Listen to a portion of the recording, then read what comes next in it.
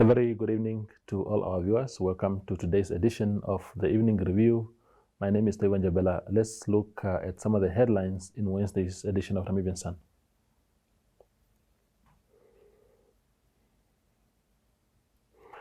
GBV alarms amid women's progress. According to a new research, women have progressed in a lot of metrics, except that they continue to be at the receiving end of gender-based violence, and that is one thing that the country must tackle. Details of that in Wednesday's edition of Namibian Sun. Gratomic Inc. Donates to Kara School. Again, donations do not get a lot of mention, but they do make a lot of impact on those that are lucky enough to receive them, as we can see on the faces of those beautiful children in that photo.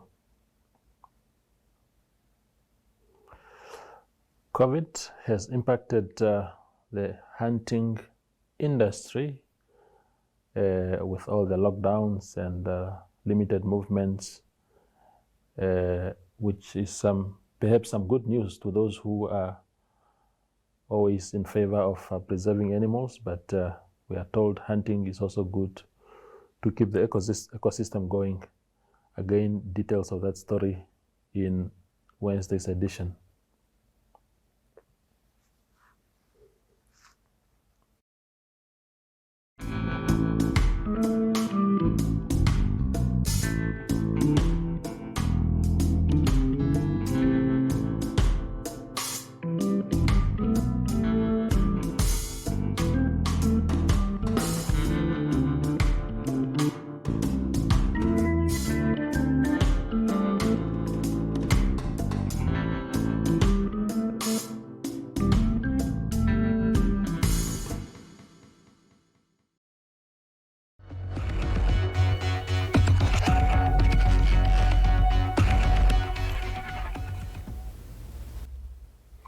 Tonight in the studio, we are joined by two experts in the space of, in the pension fund space. That is Mr. Marthinuz Fabianus. He's the managing director of RFS Fund Administrators, as well as Carmen Forster, who is the head of production and development at Old Mutual. I know that I've left a portion of your title, but please forgive me, Carmen. Thank you for being here. Thank you. Yeah, thank you, Mr. Fabianus, for being on the show. Thank you for having me. Wonderful. I think let's start with you, Mr. Fabianus. There's a very enlightening article that has appeared in the newspapers today. It's in the Namibian, and it's actually also appearing in Wednesday's edition of Namibian Sun, where you sort of reflected on this whole pension clause that requires some sort of preservation by the authorities, by the pension funds. Sorry, if you can summarize in not so many words what you wrote about, and then we can kick off the conversation properly. Okay. Obviously, this relates to the new Financial Institutions and Markets Act. Yeah. That was signed into law last year. It will only become operational in October, it is expected. What has happened subsequently is that some regulations needed to be issued by the minister, and then some standards of practice needed to be issued by NAMFISA, which is the regulatory body of pension funds. Now, the FIMA law aims to regulate industries under NAMFISA supervision. Pension funds is one of them. Yes.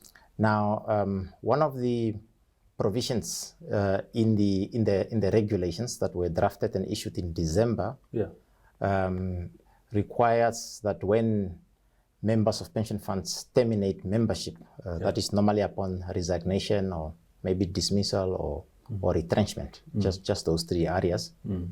They will be compelled to preserve at least 75% of whatever they have saved and retain it in a pension fund environment. I said 75%, so which means the difference, which is 25%, they can still have access to. Of course, you can on a voluntary basis, you can choose to retain 100% of whatever you have saved. In fact, it's a good thing. Is that the current provision, or you mean now in the new? No, I'm saying in the proposed regulation. Yes. There is a requirement to preserve on a compulsory basis 75%. Yes. The way how the law is at the moment, if you resign, you can actually access all your money. Yes. Whenever you terminate employment with your employer, except when you have reached retirement age, when you are required to be paid the benefit in the form of a pension. Okay, so it's important to draw distinction between accessing your money before retirement age and accessing your money when you have reached retirement age. So there has been a public outcry. Some activists have come out and said, but this law is a disservice to members of pension funds or to employees. Even calling for people to resign on a mass basis in order to access their pension fund, because supposedly this law is going to prevent them from accessing their pension funds come 1 October. So furthermore to the article that I wrote, I'm just pointing out the history of pension funds, pointing out the differences when you retire, of the differences between the different kinds of pension funds. A provident fund that allows you to have access to all your money in cash, and then a pension fund which only allows you to access a third of your money, and then the 2/3 is paid to you in the form of a pension. Now, I made reference to South Africa, where they are actually busy with a law to do away with provident funds. Why? Because when members at retirement access all their money, even the most astute financial and wealthy individuals, they prefer to leave their monies to institutions to manage it on their behalf. Most people don't have the financial acumen, so they unfortunately waste the money, a huge lump sum of money that they get at retirement, and then they end up living a life in retirement very, very poor, despite having had access to all this money. So that's why South Africa is doing away with provident funds. So in Namibia, different employers have got provident funds, others have got pension funds, but no one is forced to keep your money in a pension fund when you resign before retirement. As matters stand now. As the law stands now. But this new law, the regulation that has now been issued seeks to change that. And I'm saying maybe it's not a bad thing. In fact, I believe it's not a bad thing at all, because at the end of the day, what is the purpose of a pension fund? It is to allow people to retire with dignity and to hopefully provide some sort of security, financial security during old age. Carmen, you have followed this thing very well, and you've written also very informatively on this subject. What is the reason being peddled by NAMFISA as why it is important that regulations are changed to preserve a portion of your pension?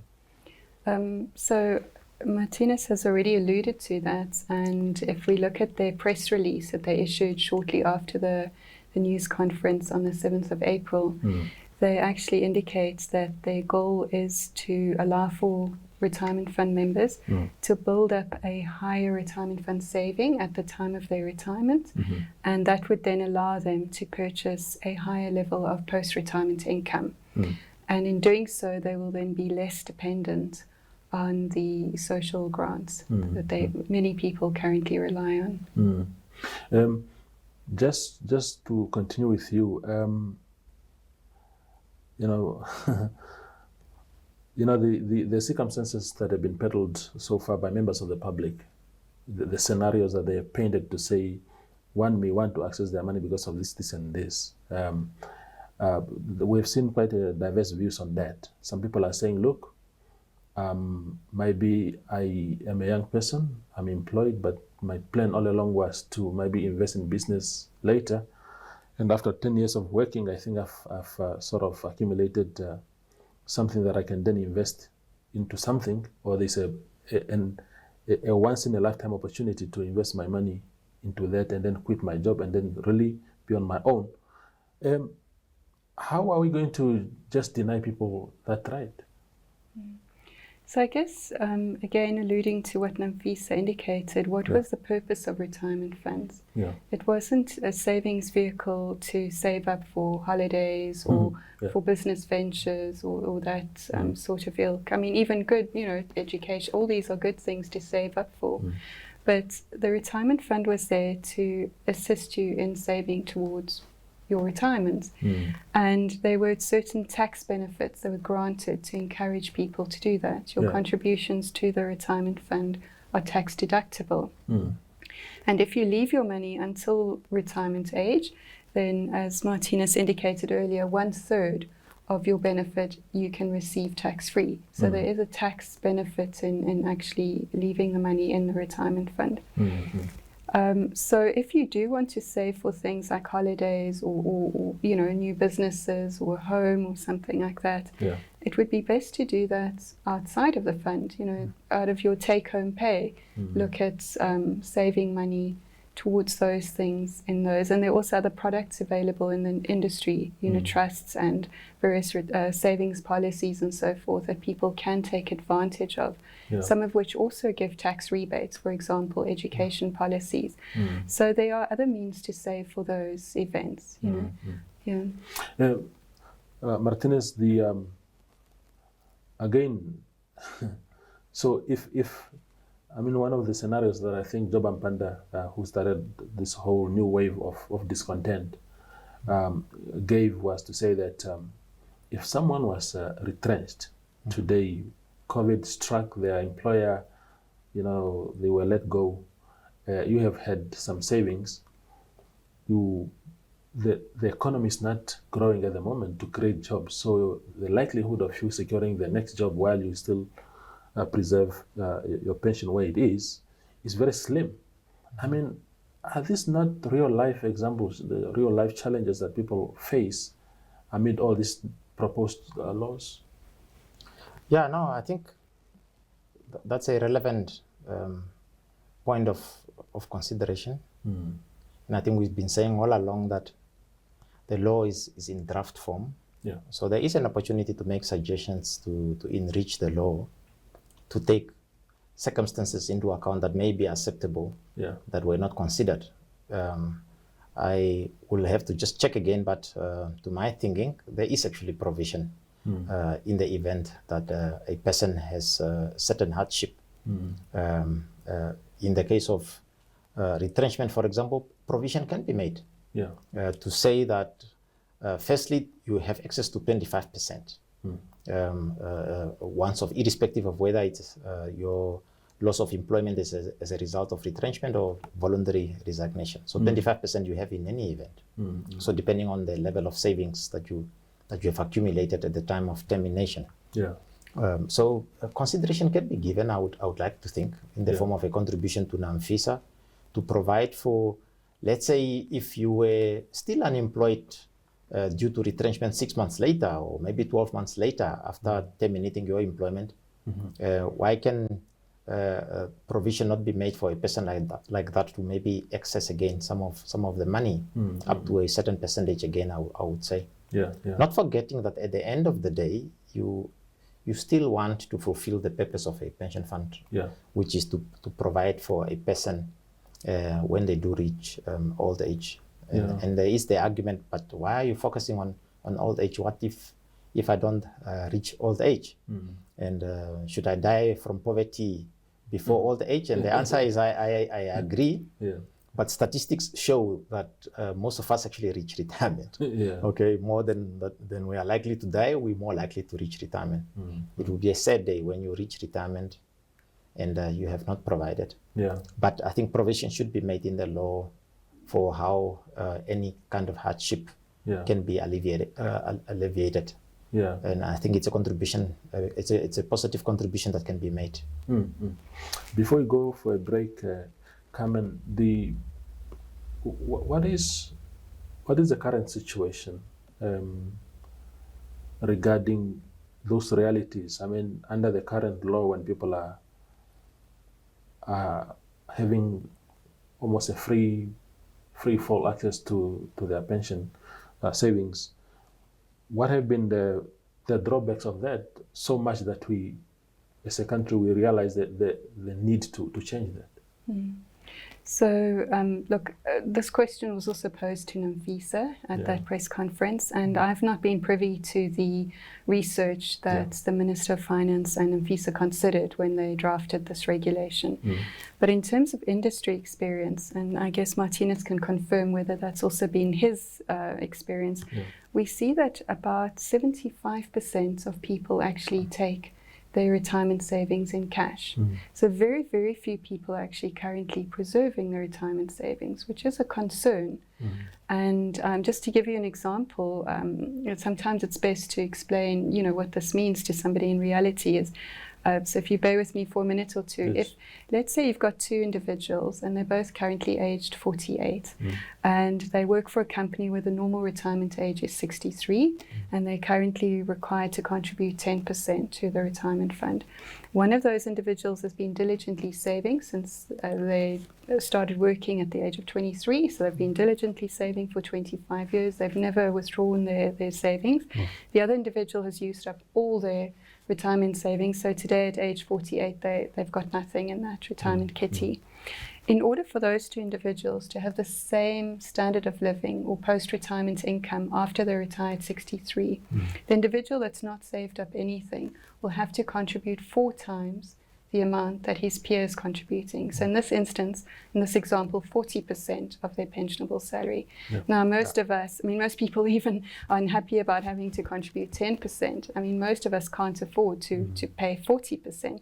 So that just shows the impact of taking out your retirement savings at any point. Some people, not everybody has nothing at 48, but a number of people do, sadly, and even take money out after that. But, even if you just take money out once at age 30 also, it has a significant impact on your standard of living once you retire. Indeed. Yeah. We go for a quick break and then revert back for second half. Got me feeling fresh.